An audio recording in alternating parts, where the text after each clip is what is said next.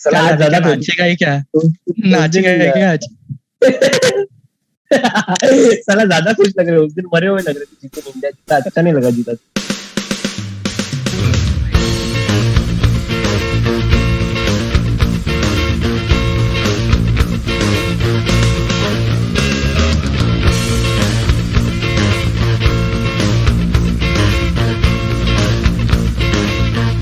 खत्म, चल टाटा, बाय बाय, गुड बाय, गया। As it happened, India lost the match by 6 wickets. England dominated us, humiliated us. जो जितना एडजेक्टिव यूज करना यूज कर लो, क्योंकि आज मतलब समझा ही नहीं क्या ऐसा, प्लेयर्स का बॉडी लैंग्वेज भी ऐसा था कि हार ही गए। एंड सो या India posted 336 for the loss of 6 wickets, and it looked like a above par score, but England totally made mockery of it, and it felt like deja vu। मतलब ऐसा लग रहा था कि पिछले मैच में जैसा स्टार्ट मिला वही स्टार्ट मिला उन लोग को।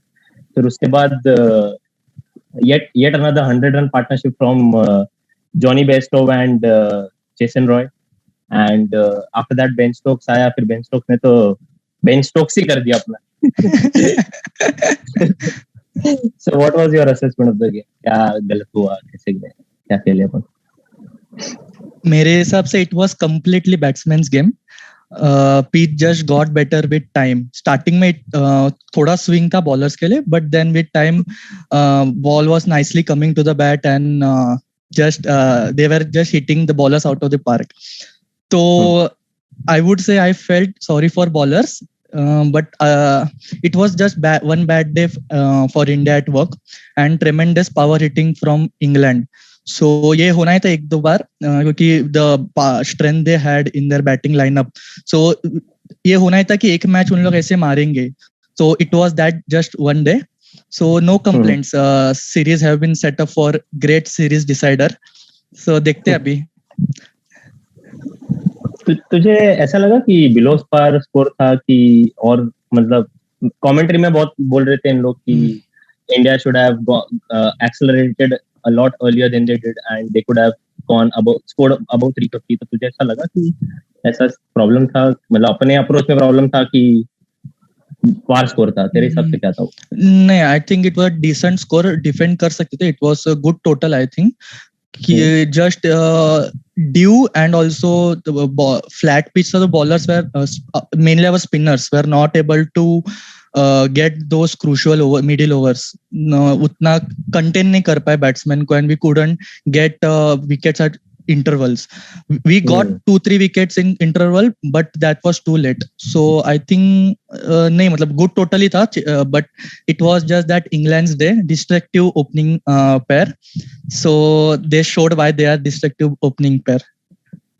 Destructive opening pair and there approach, मतलब आज रियल इंग्लैंड दिखा। ऐसा लगा कि इन लोग ऐसे वर्ल्ड कप नहीं जीते थे यार, डिजर्विंगली वर्ल्ड कप विनर्स। मतलब उन लोग का बॉलिंग ऐसा नहीं है, पर उनका जो बैटिंग ऐसा, मतलब I haven't seen somebody attack right from ball one and continue to attack till the end of the chase. 336 का एकदम 336 रन का एकदम उन्होंने मजाक उड़ा दिया। मतलब 380 भी मारते तो भी चेस कर लेते, इतना मार रहे थे। ऐसा लगा विदाउट रिस्क जीत गए। विदाउट रिस्क, हाँ रिस्क लेके भी विदाउट रिस्क लग रहा था रिस्क। ठीक है। सो अभी इंडिया का बैटिंग देखेंगे तो KL Rahul and Pant were brilliant. So what do you think about their performance? KL Rahul, yeah, I mean I was expecting that kind of performance from him, or he was due. If you look at the previous game, उसका जो performance था तो लग रहा था कि he is due big runs। And KL Rahul का एक चीज मुझे शेयर करना था कि जब शिखर धवन और रोहित शर्मा आए थे और वो अपने सेटल्ड ओपनिंग पे थे, करेक्ट। एंड KL राहुल जब नया टीम में आया था तो उसको 4 पे ट्राई किया, तब चला नहीं वो स्टार्टिंग में। बट राइट 2019 वर्ल्ड कप को we expected him to play at 4 and वो अच्छा खेला था 4 पे। But because of circumstances Shikhar Dhawan injure हो गया और KL राहुल को टॉप ऑफ द ऑर्डर डाल दिया। And because of the team balance हमेशा उसका पोजीशन चेंज किया। उसको ओपनिंग पे खेला, ओपनिंग में भी अच्छा खेला वो वर्ल्ड कप में, बाद में नए सीरीज में उसको वापस 5 पे खिलाया। तो आई फेल्ट कि ये ना टीम ने उसको थोड़ा ये कर दिया। वो 4 पे अच्छा कर रहा था, उसको 4 पे ही रखना चाहिए था। And today he showed that he is someone who can bat at 4 and he should be India's number 4 in ODIs. Finally, let's rest it there now. And talking about Pant इतना unorthodox है, मतलब as an opposition captain उसके लिए क्या field रखेगा? मतलब उसका leg side के जो शॉट्स है वो ऐसे वियर्ड एंगल्स पे मारता है, मतलब क्या रख ही नहीं सकते फील्डर, ऐसे शॉट मारते. तो उसका जो अनऑर्थोडॉक्स बैटिंग है, that is really, he is a real entertainer and a real match winner. So he showed that today. So हाँ बोल. I want to ask you this question. Roy Bairstow का जो partnership है वो ऐसा मुझे लगता है कि मतलब अंडररेटेड है यार. उसका लोग बात करते नहीं. They are new in the setup, but फिर भी मतलब अभी 2 गेम से देख रहा हूँ मार ही रहे. And they are in 42 innings, Roy and Bairstow, their strike rate, their run rate per over is 7. Then I did mention that in the previous episode, and I want to mention it again. And today also their run rate, it was slightly lower than what their average is, but still 7 के run rate से मारते हैं 15 over, मतलब उधर ही match ऐसा लगता है कि खत्म कर देते. तो are they the best opening pair in the world cricket right now in ODIs, or are they the greatest ever? Because what do you think about their partnership? Not greatest ever, it would be too early, but definitely currently they can be regarded as the best opening pair in terms of destructiveness. मतलब पहले ball से one would go hard on the bowlers. जैसे Jason Roy पहले ball से ही attack करने देख रहा था, and Bairstow took some time and got his eye in and set हुआ थोड़ा, but once he got in then there was no stopping him and he scored magnificent 100. So मेरे को लगता है कि ये दोनों का जो जोड़ी है, and I told in previously also that they should open in T20 also, and Buttler should play down the order. In fact, so, why I asked you this question about greatest ever, because एक graph देखा था मैंने. तो graph में plots ऐसा था कि you had your average as opening partnership and उनका रन रेट पर ओवर. तो रन रेट 7 है और उनका average is 60. So they are literally at the top of that graph as compared to Sachin Ganguly, Sachin Sehwag, Gilchrist and Hayden. So वो it is, as you said, it is quite early, but still it is really baffling to see them perform like this. It's been 42 games. ऐसा भी नहीं कि बहुत ही early अपन बात करें. 42 innings उन लोग ने साथ में खेल के मतलब 60 का एवरेज और 7 का रन रेट, वो कंसिस्टेंट है उन लोग. तो वो इसके वजह से मुझे ऐसा लगता है कि वो लोग they are quite there with the greats. अभी से मैं ऐसा लगता है कि उनका कंपैरिजन होना चाहिए. अगर वो इंडियन ओपनिंग पेयर रहते ना तो अब तक कंपैरिजन हो गया रहता, but because they are some other country players, they are not really talked more about. So that was my whole point about asking that question. Okay, but just one point to add कि तूने जैसे Ganguly and Sachin के साथ compare किया, but it's ये भी matter करता ना quality of pace attack they faced. मतलब तभी के टाइम में अलग पेस अटैक क्वालिटी था, और अभी के बोला तो उतने नहीं है, बट है, काफी है. But in current era you can tell that he is best. So let's move forward. Do you think Indian bowlers' inability to pick wickets in power play, and on top of that Kuldeep Yadav's form in middle overs is a concern for India? Absolutely, yeah. दोनों पहले तो not taking wickets in the power play has been a concern for us right after the 2019 World Cup. जितने भी series अपन अपनी team हारी है, we've lost against New Zealand, we've lost against Australia. तो वहाँ पे यही इश्यू था कि पावर प्ले में विकेट नहीं ले पाए. And Bumrah, I mean Bhuvneshwar is a economical bowler, we all know that, but वो विकेट इतना लेता नहीं है पावर प्ले में, बिकॉज उसको एकदम डिफेंसिवली खेलते हैं, उसको अटैक ज्यादा करते नहीं. आज भी देखा जेसन रॉय एकदम थोड़ा उसको खेला आराम से, दूसरे एंड से अटैक कर रहा. And Bumrah had a drought in ODI, उसने इतना विकेट्स लिया नहीं था पास्ट ईयर में, और 2020 में भी ओडीआई में उसका फॉर्म इतना अच्छा रहा नहीं, उसने विकेट्स लिया नहीं.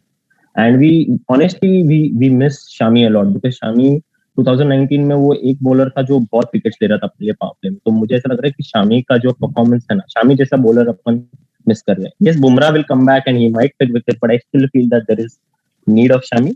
And talking about Kuldeep Yadav समझ में नहीं आ रहा क्या उसके साथ हो रहा है. मतलब ऐसा लग रहा है कि धोनी के रिटायरमेंट के बाद तो उसका फॉर्म एकदम ही डिप हो गया. ऐसा लग रहा है कि it was all Dhoni and not Kuldeep Yadav at all. So वो I don't know what the team management will do. I think they'll drop him because आज रन्स तो पड़ते हैं यार, हर बॉलर को, हर लेग स्पिनर को मार पड़ती है, बट ऐसा है कि the manner in which he got hammered today was really shocking and appalling from Indian team perspective. So I think his form is a big concern for India. So I want to ask you, Kuldeep को next match में ले गए कि नहीं ले गए? अगर आज का परफॉर्मेंस लेके क्या गलत हो रहा है उसके साथ, तुझे क्या लगता है कि क्या चेंज करना चाहिए उसको? Maybe I don't know. The issue I think is confidence. उसको अब तक वो confidence नहीं खुद के bowling पे, and he's not backing his skills.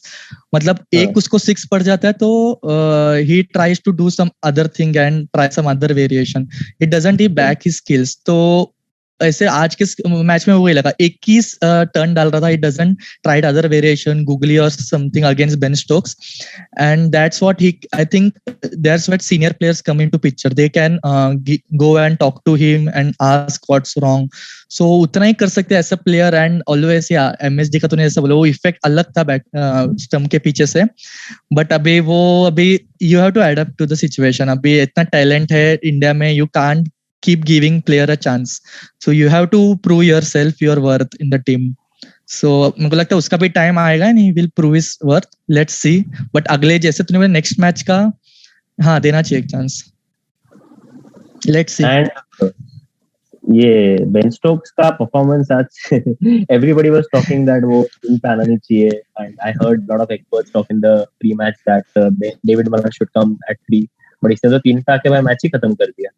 तो do you think that he's अभी तो नंबर 3 के लिए कॉन्फिडेंस ये कंपटीशन बढ़ गया इंग्लैंड के लिए, तुझे लगता है वो 3 पे खेलना चाहिए ओडीआई इंग्लैंड के लिए?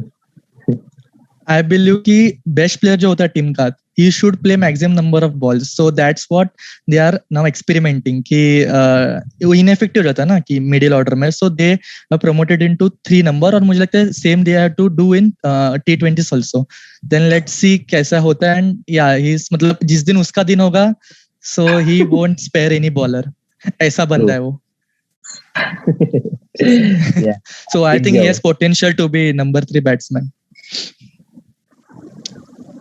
So what do you think? What can be changes for the next game? For India bowling में, हाँ 5 bowler theory. I don't know why Hardik Pandya is not bowling. I heard Virat Kohli's post match presentation and he said that हम workload management करें. तो मुझे एकदम वो सुन के मुझे ऐसा लगा कि किस बात का workload management, क्योंकि उसने 5 T20 में bowling किया है. Agreed. He's bowled 4 overs and adequate rest मिला है. तो अगर वो 4 ओवर डाल सकता है तो ये मैच में 4 ओवर क्यों नहीं डाला, मुझे वो समझा ही नहीं.